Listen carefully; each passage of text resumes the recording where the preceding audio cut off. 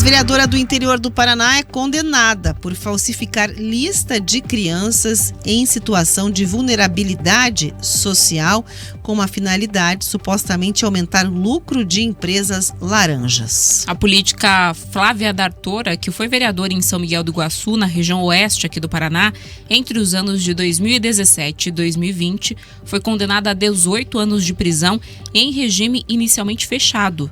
Ainda cabe recurso da decisão, ou seja, a ex-vereadora pode recorrer em liberdade. Para quem está acompanhando a gente pela live, vocês acompanham aí inclusive a foto da Flávia D'Artora.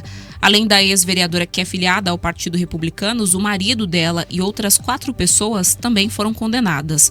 Os nomes dos demais envolvidos não foram divulgados porque parte do processo tramita em segredo de justiça.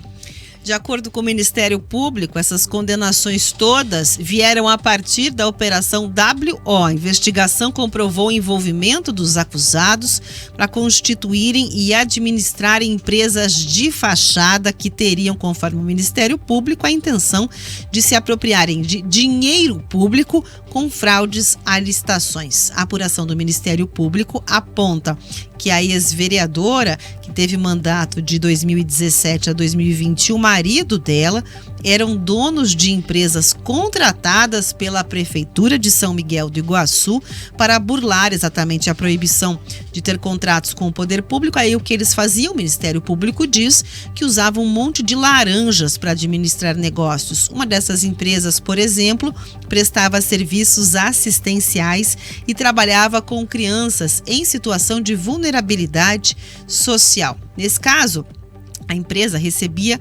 pela quantidade de crianças atendidas. Os envolvidos teriam falsificado a lista de alunos beneficiados para que os valores recebidos fossem superiores aos que efetivamente foram devolvidos pelo município.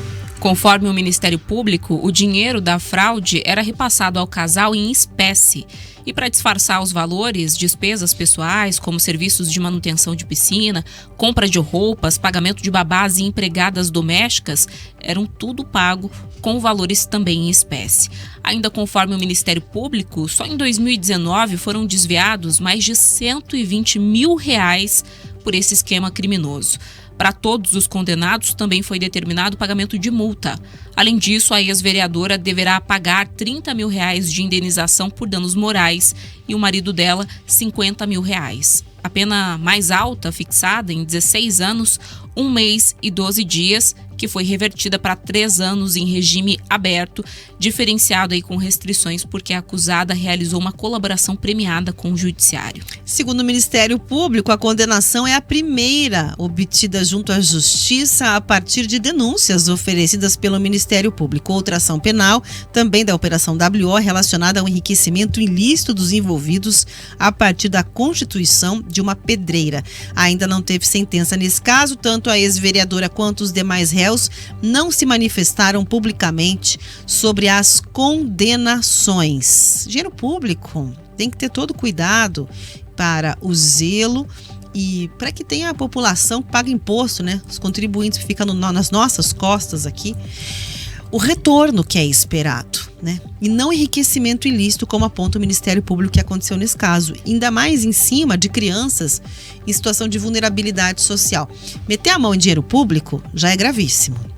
Quando você fala de saúde, de educação, de criança, de cuidado com o idoso, piora ainda mais o que já é inadmissível, Camila Andrade. Então, a Justiça avaliou que, de fato, essas irregularidades aconteceram. É por isso que há a condenação. Que paguem e que devolvam o dinheiro que meteram a mão, segundo a Justiça e o Ministério Público, para que, de fato, a população encontre resultados de verdade em várias ações. E que a Prefeitura fique esperta também em relação aos parceiros de contratação, né? Porque é preciso que você compreenda muitas vezes. Claro que há ilegalidade, existem fraudes em documentos, mas é a lógica do ESG. né? Quem são os seus parceiros, o que eles estão fazendo. É assim que a gente garante que a sociedade tenha, de fato, ali a utilização correta e a finalidade do dinheiro público bem aplicada. E aqui a gente não vê essa investigação apontando se existiam pessoas dentro da própria prefeitura que possibilitavam que esse esquema fosse viabilizado. Mas fato é que esse esquema, ele existiu, tanto que estamos falando de uma condenação. Mas me chama muito a atenção, Rafa, que o resultado de toda essa investigação, de todo esse trabalho do Ministério Público, dos órgãos competentes, não resulte numa prisão em regime fechado. A gente está falando de um crime que deixou um prejuízo muito grande aos cofres públicos de uma cidade do interior aqui do Paraná, mas mais do que isso, que deixou um prejuízo para as pessoas que deveriam estar sendo atendidas por esses serviços. A gente estava falando ali de pagamento de babá, de pagamento de um monte de regalias que essa família mantinha com dinheiro em espécie que deveria ser destinado para crianças em vulnerabilidade social. E aí eu pergunto aqui para quem está nos acompanhando, você com certeza já deve ter visto e pode nos contar lá na live casos de pessoas que furtaram no supermercado porque estavam passando fome. Foram lá e roubaram uma bolacha ou furtaram mesmo uma carne, algo assim, e que foi preso em flagrante e que ficou esperando lá na cadeia pública por um julgamento que demora muito tempo e que muitas vezes vai sair depois de anos.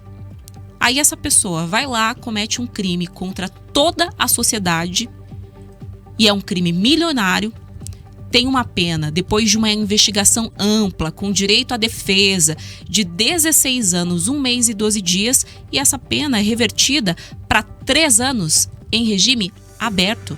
Ela não vai para a cadeia, ela não vai ficar presa. Os nomes das pessoas que foram citadas, investigadas e que estariam envolvidas nesse esquema sequer são divulgados. Elas sequer vão passar pelo escrutínio da sociedade para pelo menos julgá-las e mostrar então a vergonha ali estampada no rosto por ter enganado tanta gente. Nem isso elas vão ter que enfrentar, porque parte desse processo está em sigilo. Isso é crime do colarinho branco. Essa é a diferenciação. Aí a gente percebe que nem todo mundo é igual perante a lei no nosso país. E não é só aqui no Brasil, né? Mas é sobre a nossa Constituição que a gente tem que refletir, que a gente tem que debater e que a gente tem que cobrar melhorias.